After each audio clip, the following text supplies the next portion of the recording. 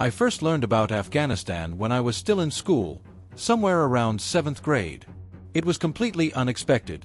One girl brought a letter from her older brother, who had been sent to serve in Afghanistan, to school on September 1st. We all froze. After all, this was not someone far away, but a graduate of our own school. He served in the 345th Parachute Regiment, and at the time, this sounded particularly alarming to us. Gradually, news began to reach us about other boys who had been drafted from our school. Some of them also ended up in Afghanistan. At first, it all seemed very distant, but with each passing year, the war was getting closer. In conversations, letters, rumors. In 1986, I graduated from school and went to study in Lipetsk. Life was just beginning, and my plans were quite ordinary: to finish my studies and get a profession. But in March, when I turned 18, a draft notice knocked on my door. The Military Registration and Enlistment Office. All of us, my peers, underwent a medical examination, and the selection process began. On March 27th, we were issued our draft notices. I was assigned to team number 27. This team was intended to be sent abroad, but we were not given any official explanation. They just said dryly, "Guys, you're going to serve. We won't tell you where exactly." In April, another summons arrived. At the Military Registration and Enlistment Office, they told me bluntly, "Get ready to be sent to the Army." I tried to explain that I was still studying and asked if I could finish technical school. But the answer was harsh: there will be no deferrals. Your studies can wait. Military service comes first. At technical school, they automatically gave me all my grades as if I had passed everything and formally graduated me. I met the end of April as a conscript, ready for deployment. I had a summons in my hands instructing me to report to the Regional Military Registration and Enlistment Office in the city of Griazi on May 4th. I remember how this coincided with the May holidays. Everyone was in a cheerful mood, people had weekends off, and we had the army ahead of us. On the appointed day, I arrived at the Military Registration Office. A whole crowd had gathered there, about 300 people from all over the region. We came there from all districts, guys from cities and villages, acquaintances and strangers, but all about the same age.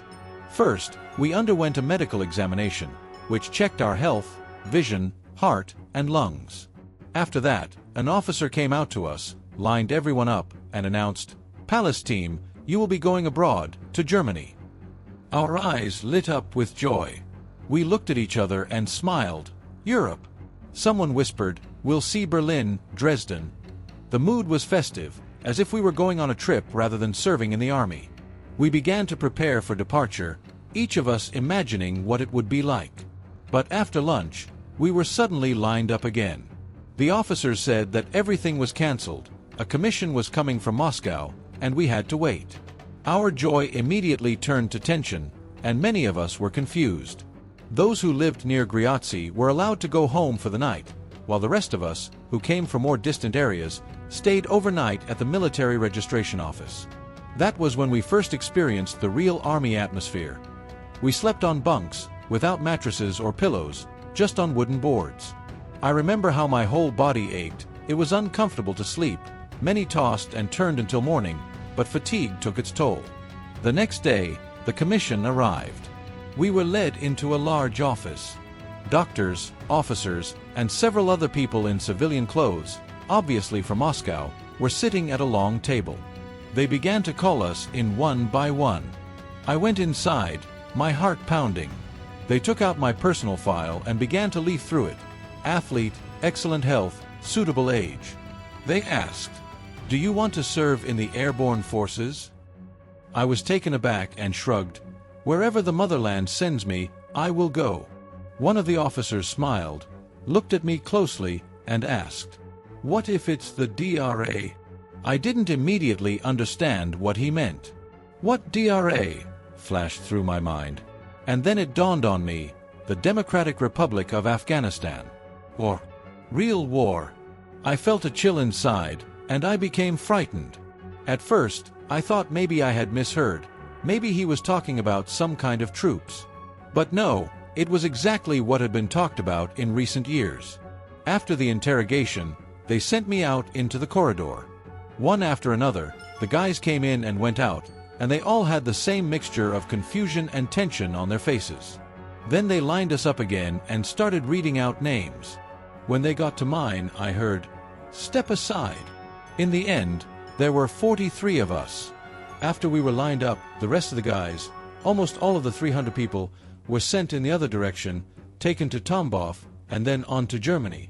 They were luckier because that was where they wanted to go, although at the time we didn't really understand who was lucky. And we, only 43 people, were separated. It was the first time we felt that fate had already led us down a special path. We were immediately introduced to the officer who was to accompany the group. He had black epaulets, like a tank driver or a signalman, I don't remember exactly. But one thing stuck in my mind. He turned out to be a real man, very simple, without any arrogance. He understood us and talked to us like human beings. For us, 18-year-old boys, this was important. There was someone older around, but not a bossy superior, rather someone we could turn to if necessary. First, they took us to the train station. They put us on an electric train, and we left Gryazzi for Voronezh. On the way, each of us thought about home. Our parents had given us money for the trip, enough for snacks and small purchases. And when we arrived in Voronezh, everyone had the same thought in their heads. They're taking us to Afghanistan. No one said it outright, but everyone understood. And then someone suggested, since that's the case, let's buy some drinks and snacks. At least we can make the trip more enjoyable. Surprisingly, the officers were understanding. One of them even said, "Guys, I understand everything. I know where you're being taken. If you want, buy some vodka and snacks, but no rowdiness, keep it quiet." So that's what we did. They bought vodka, snacks, some chocolate, some sausage, everything they could. The mood was strange. On the one hand, it was cheerful, but on the other, everyone knew deep down that these might be their last days of such carefree lightheartedness. In the evening, the Voronezh-Kursk train arrived. We boarded and continued on our way. Kursk was a gathering point for all of Central Russia, where conscripts from many regions were brought. The road seemed to be going smoothly, but the alcohol made itself felt. Several guys got very drunk. One guy, who was completely drunk, went to the toilet. There was a door with a glass window, and without thinking, he decided that it opened away from him, but it opened the other way. He pulled it angrily, hit it with his hand, and the glass shattered. The shards cut deep into the tendons of his hand. Blood gushed out immediately. Everyone was frightened and called an ambulance. The train made an emergency stop at the nearest station.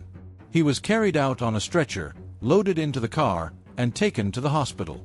We stood in the corridor of the car, watched through the window as he was taken away, and for the first time felt the weight of the journey we had embarked on. We hadn't even reached Kursk yet, and we had already lost one of our own. When we arrived in Kursk, there were only 42 of us left. After that ridiculous incident with the guy on the train, the officer was nervous, worried that he would be punished for it, because every soldier counts. We were taken to a military unit. It was already full of conscripts from other regions, a real human flood.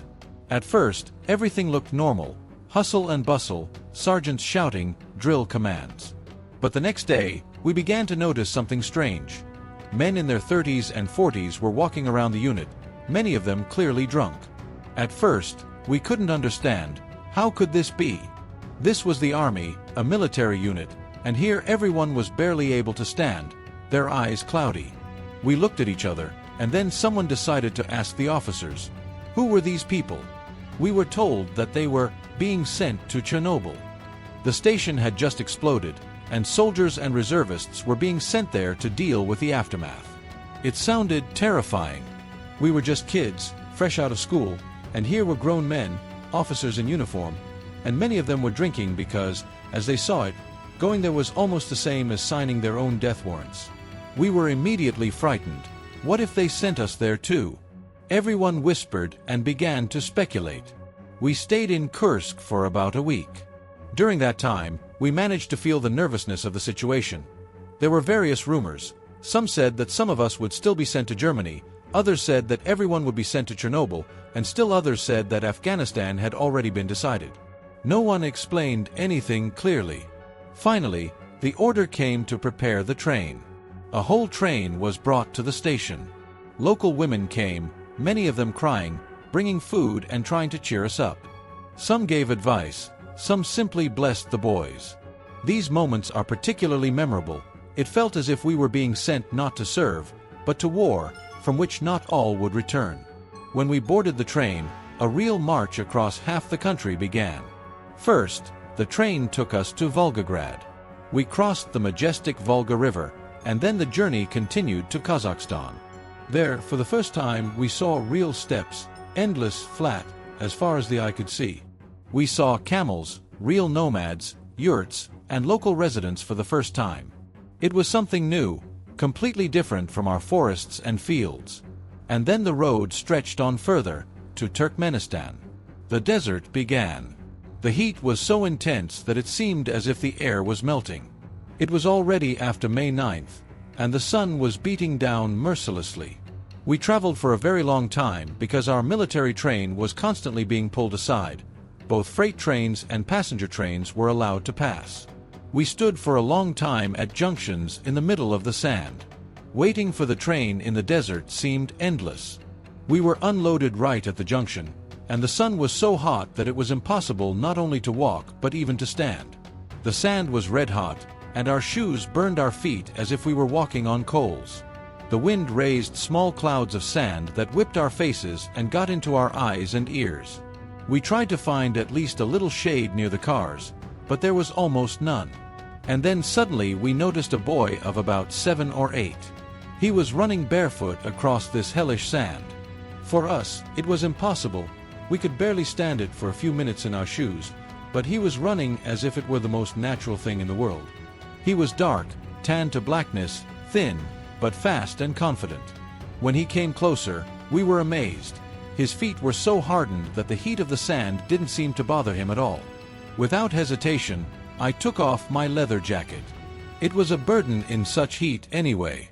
I gave it to the boy, and in a few minutes he returned with flatbread for us. 2 simple hot flatbreads for my jacket. For him, it was a fortune. For us, it was salvation, because the heat and stuffiness made our stomachs churn, and these flatbreads smelled so warm and bready, as if they were a gift from heaven.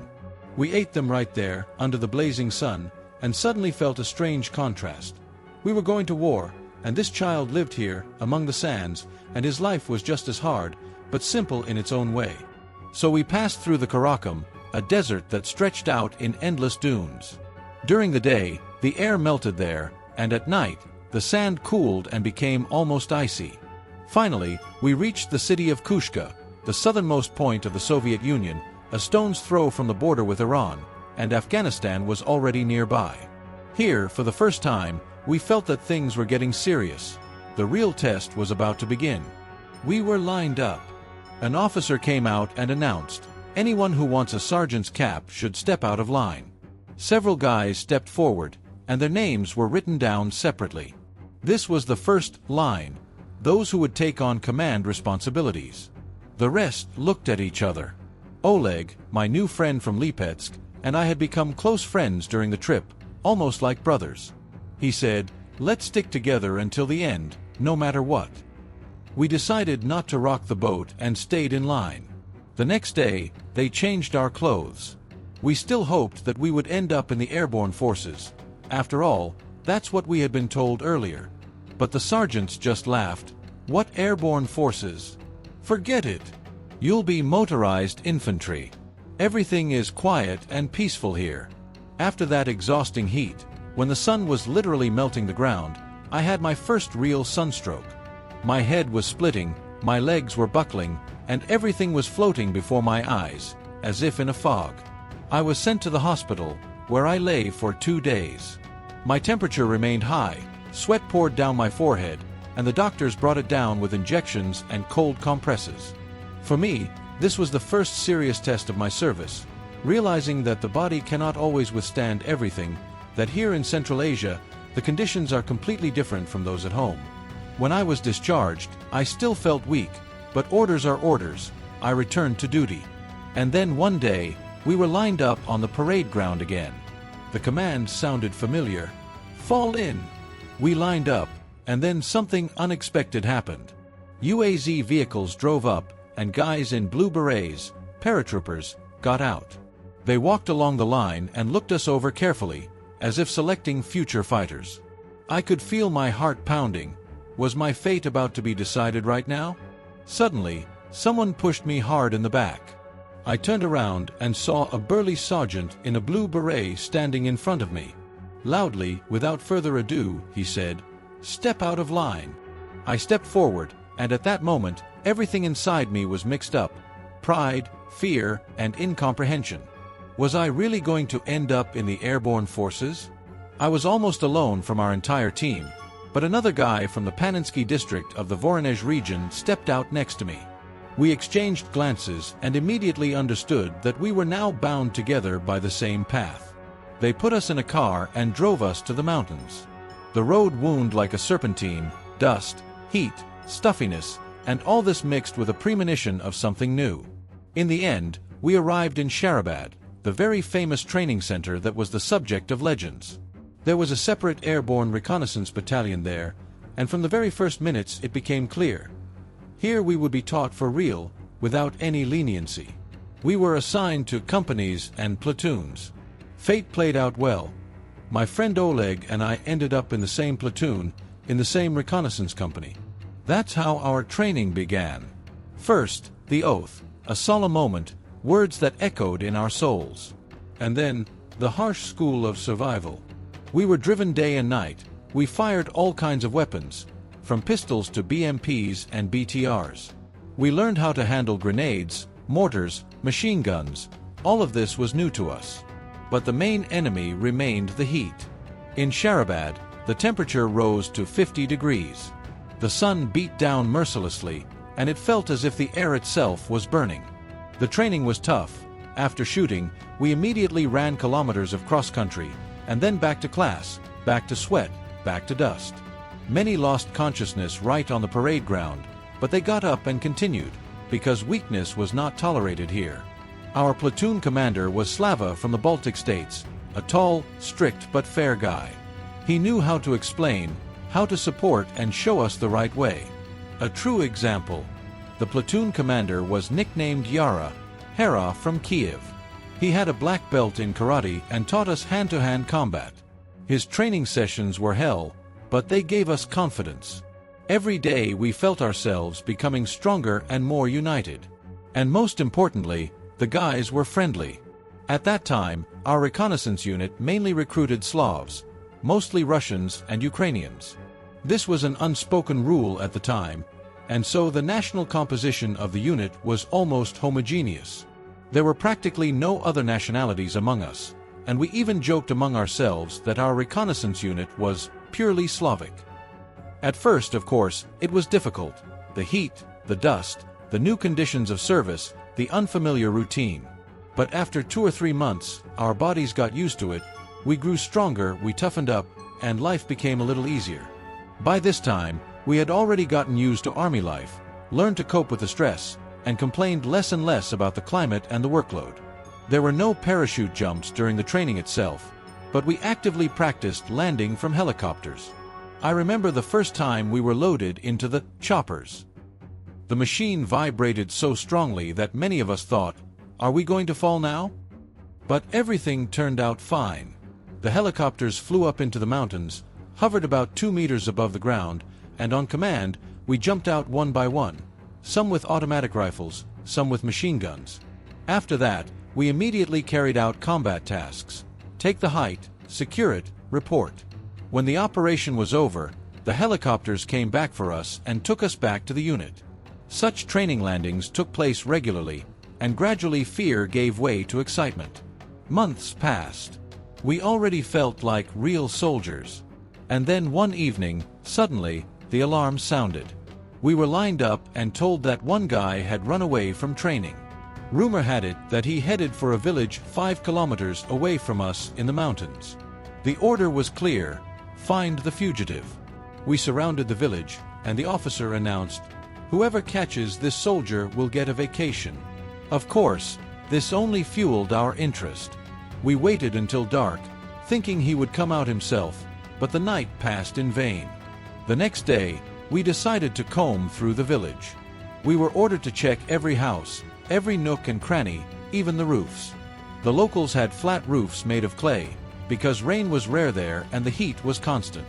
I climbed onto one such roof and saw that the owners were drying nuts and raisins on it. The sight of this supply tempted us, and we forgot about the soldier for a while. We gathered nuts and raisins to cheer ourselves up a little. But we never found the fugitive. We searched for him for some time, but to no avail. Then the command made an inquiry to his home military registration office. The answer was stunning. It turned out that he had not fled to a mountain village, but home. As soon as he had the chance, he managed to leave and return to his village. Of course, he was soon found there and taken back to the unit, but for us he was gone forever. We never saw him again.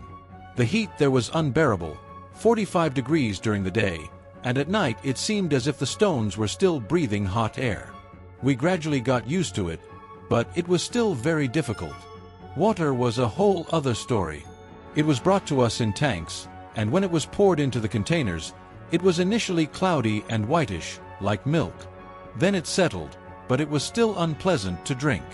To disinfect it somehow, we boiled this water with camel thorn. This produced a kind of tea with a bitter taste, but it was believed to kill germs.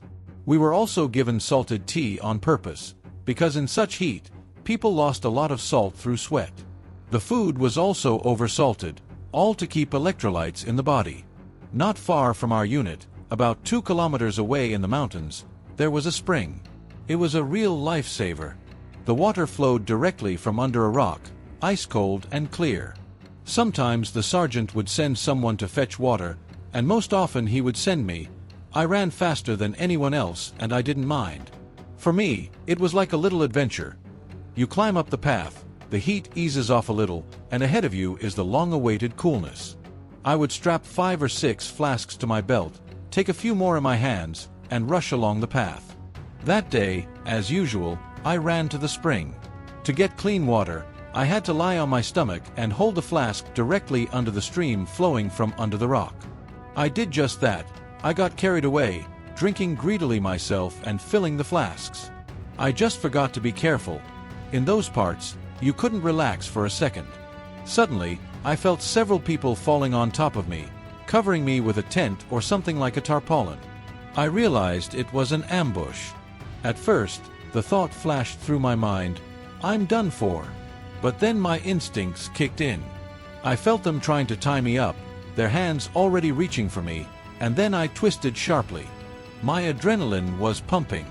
I pushed one of the attackers so hard that he flew into a ravine, and I threw another one aside with my elbow in the stomach. The rest of them weren't expecting such resistance either.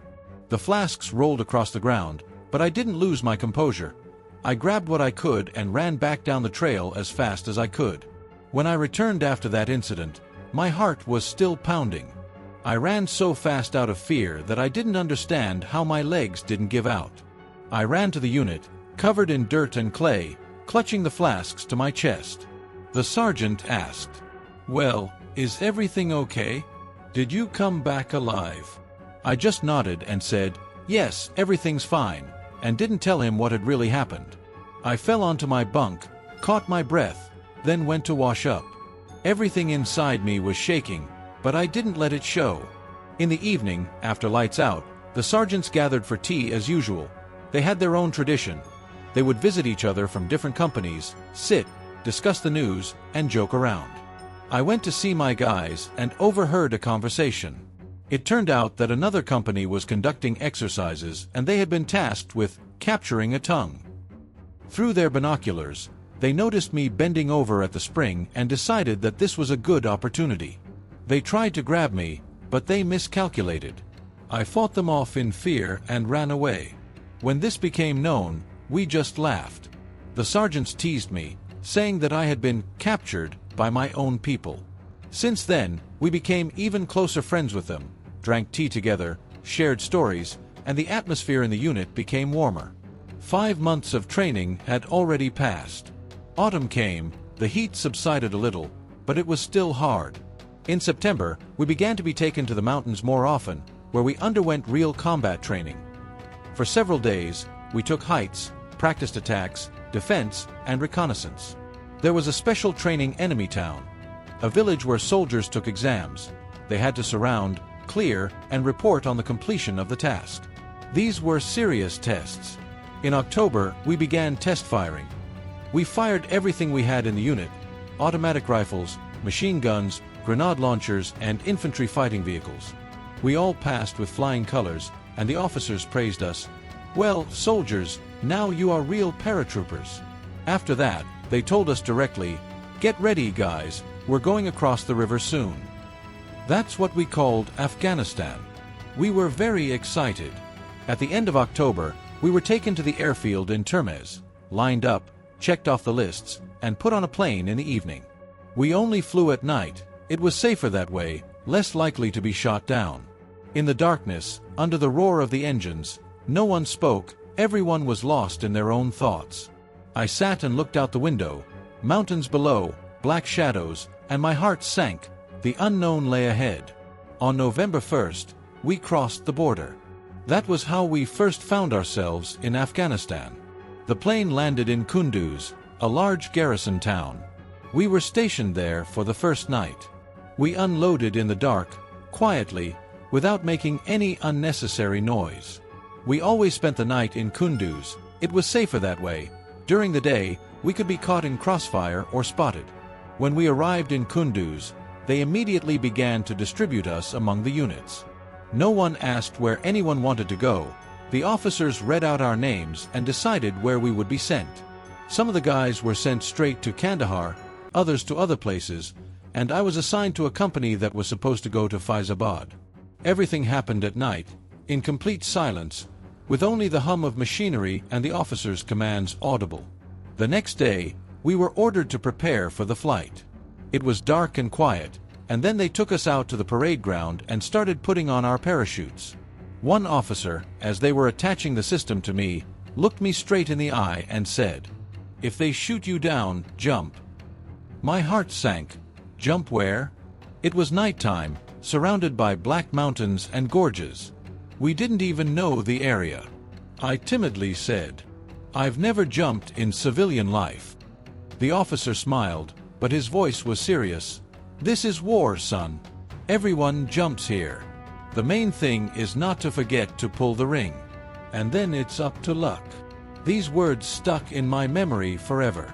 When they put the parachute on me, I felt its weight and the cold metal of the buckles.